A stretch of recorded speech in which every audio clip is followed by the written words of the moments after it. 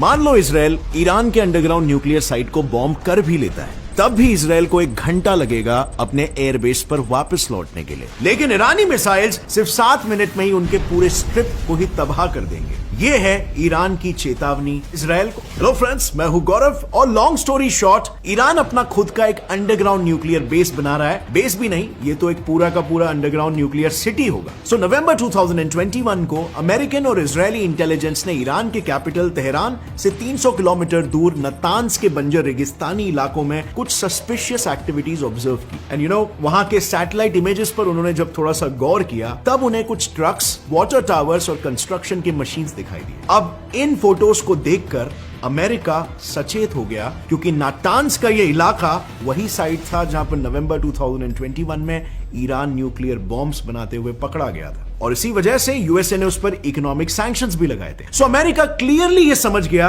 कि something is wrong, Iran is definitely up to something. So इस image को देखकर क्या आपको कुछ समझ में आ रहा है? वेल, अभी ईरान अपना पूरा न्यूक्लियर सिटी अंडरग्राउंड बना रहा है। ईरान की यह सिटी 100 मीटर्स लॉन्ग और 500 मीटर्स डीप अंडरग्राउंड है, जिसमें हजारों मिसाइल्स और फाइटर जेट्स एक के ऊपर एक स्टैक्ड है, रेडी टू लॉन्च। इनफैक्ट इसमें से एक मिसाइल, ईरान का इमाद मिसाइल, इसके रेंज में तो इतने सारे कंट्रीज स्ट्राइकिंग डिस्टेंस पर है, इंक्लूडिंग इंडिया। और बस इसीलिए जून 2022 को international atomic energy agency IAEA ने एक वार्निंग जारी की, ईरान बहुत ही जल्द एक न्यूक्लियर स्टेट बन सकता है, which is a huge news for the entire world.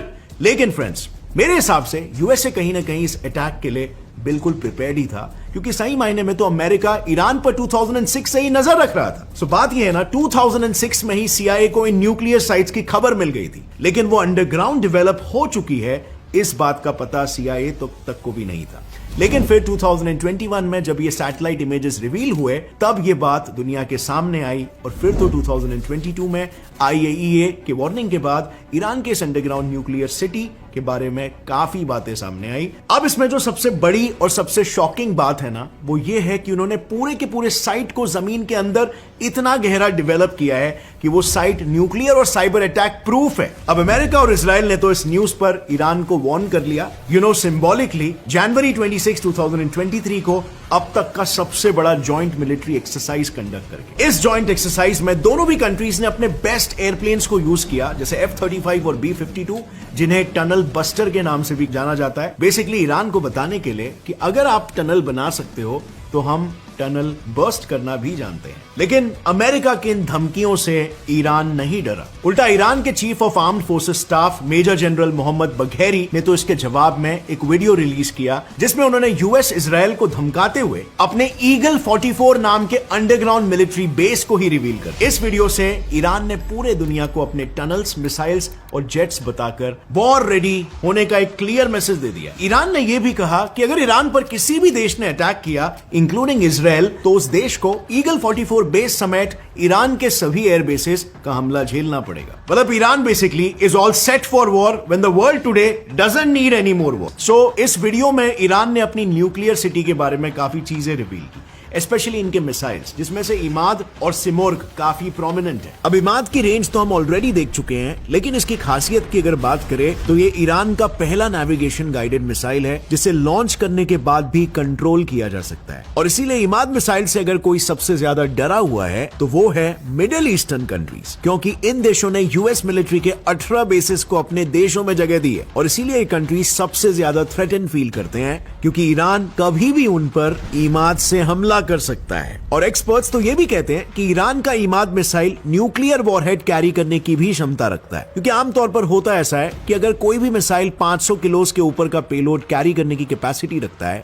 तो उसे न्यूक्लियर केपेबल मिसाइल कंसिडर किया जाता है। और इमाद मिसाइल की अगर बात करें तो वो 750 किलो कैरी कर सकता है, और इसी पेलोड के साथ वो 1700 किलोमीटर दूर अपने टारगेट को एकदम प्रिसाइसली अटैक कर सकता है। मगर सिर्फ इमाद मिसाइल ही नहीं, उस वीडियो में सिमोर्ग मिसाइल भी मौजूद था, जो ईरान के दुश्मन देशों के लिए है एक असली खतरा। सो अगर सिमोर्ग की बात करें ना, तो ये ईरान की इंटरकॉन्टिनेंटल बैलिस्टिक मिसाइल है, जिसका रेंज 4000 से 6000 किलोमीटर है। मतलब इस मिसाइल के ऐड होने से ईरान अब दुनिया का 9th कंट्री है जिसके पास ICBM है। यानी ईरान के रेंज में अब ना सिर्फ यूएस और एशिया है, बल्कि साथ ही साथ यूरोप के सभी मेजर सिटीज भी है। एंड अगेन, अगर मिसाइल ICBM है तो उसका न्यूक्लियर केपेबल होना तो बाय डिफॉल्ट तय ही है, और बस इसीलिए कई सारे नेशंस स्पेशली यूएसए और इजराइल इस न्यूज के बाद अलर्ट हो चुके हैं, क्योंकि एक तो ईरान और इजराइल नेचुरल एनिमी कंट्रीज है और ऊपर से ईरान से एनिमिटी की वजह से यूएसए और ईरान के बीच भी डिप्लोमेटिक टाइज कुछ खास नहीं है। और ये कहानी कोई आज की नहीं है, ये ईरान और यूएसए के बीच का conflict goes all the way back to Islamic revolution in Iran. तो इस्लामिक रेवोल्यूशन ईरान में शुरू हुआ था 1979 में, जब ईरान में वहां के राजा शाह महमूद को हटाने के लिए मैसिव लेवल पर वायलेंट प्रोटेस्ट होने लगे। अब शाह महमूद ये अमेरिका का एक काफी क्लोज एलाय था, एक पपेट था, तो उसके हटने से अमेरिका की ईरान से पकड़ भी छूट गई और बस इसीलिए अमेरिका ने अगले ही साल ईरान इराक वॉर में इराक को वेपन सपोर्ट देकर ईरान से बदला लिया। लेकिन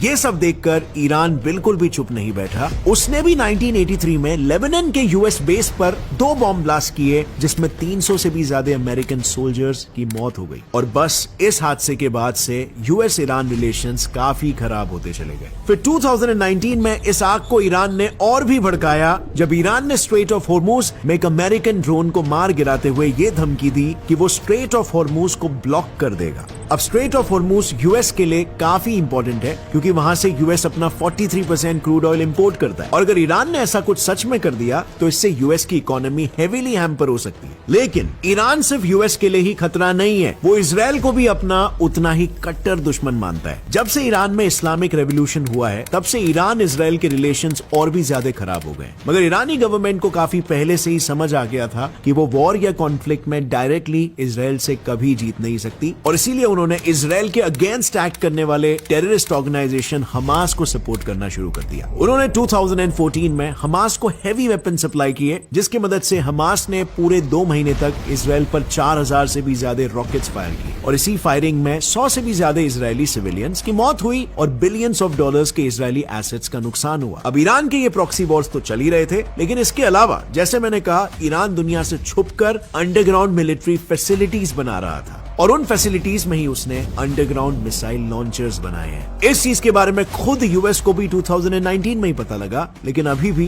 यूएस को इन बेसेस की लोकेशन के अलावा और कुछ नहीं पता। इनफैक्ट किसी भी देश को ये बेसेस अंदर से कैसे दिखते हैं इसके बारे में नहीं पता। लेकिन वहीं पर कुछ एक्सपर्ट्स का ये कहना है कि ये ईरानियन बेसेस यूएस के अंडरग्राउंड फैसिलिटीज जैसे हो सकते हैं। हम इन जनरल एक अंडरग्राउंड बेस कैसे काम करता है, ये यूएस के शियन माउंटेन कॉम्प्लेक्स के वीडियो को देखकर समझ सकते हैं। तो ये है यूएस का शियन माउंटेन कॉम्प्लेक्स, जो एक अंडरग्राउंड मिलिट्री बेस है। अब ये फैसिलिटी 2000 फीट जमीन के नीचे पूरे 5 एकड़ में फैली हुई है। इसमें 3 फ्लोर्स के 15 बिल्डिंग्स बने हुए हैं और इन बिल्डिंग्स की खासियत ये है कि ये 3000 स्प्रिंग्स पर बने हैं, जिससे ये पूरा का पूरा कॉम्प्लेक्स कंप्लीटली अर्थक्वेक प्रूफ और ब्लास्ट प्रूफ है। और यही नहीं, यहाँ पर कॉम्प्लेक्स लीजर का भी उतना ही ध्यान रखा हुआ है, क्योंकि यहाँ के साइंटिस्टों के लिए यहाँ पर जिम, लग्जरी डाइनिंग रूम और यहाँ तक की चैपल भी मौजूद है। इनफैक्ट ये कॉम्प्लेक्स इतना ब्यूटीफुली डिजाइंड है कि यहाँ इंटरस्टेलर और टर्मिनेटर जैसी मूवीज की शूटिंग भी हुई है। और फ्रेंड्स, अगर ये वीडियो से आपको कुछ भी नया सीखने मिला, एक लाइक जरूर ठोकना।